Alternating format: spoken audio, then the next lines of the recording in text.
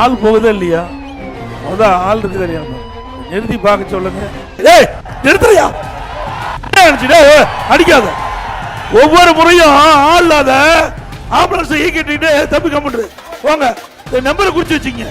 Number குறிச்சுக்கீங்க. நம்பரை குறிச்சு police station complaint கொடுங்க. ஏய் தம்பி எதுவும் பண்ணாதீங்க. ஒரு கேவலமான அரசாங்கம்.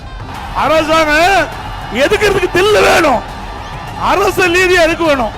அதை விட்டுட்டு கூட்டத்துக்குள்ள ஆம்புலன்ஸ் விட்டு ஒவ்வொரு முறையும் பிரச்சனை பண்றீங்களா? இந்த டிரைவரு இதெல்லாம் குறிச்சு வச்சுக்க. நம்பர் குறிச்சு வச்சுக்க.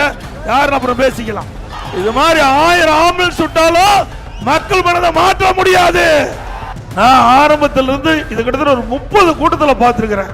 இதே மாதிரி ஆம்புலன்ஸ் கூட்டத்துக்குள்ள விடுறது. ஆக இந்த அரசுக்கு எச்சரிக்கையா விடுறோம். வெறும் வண்டி ஆம்புலன்ஸ் வந்தா அது யார் ஓட்டிட்டு வராங்களோ அவர் பேசிட்டா மாதிரி ஹாஸ்பிட்டலுக்கு போக வேண்டிய நிலைமை ஆயிடுது.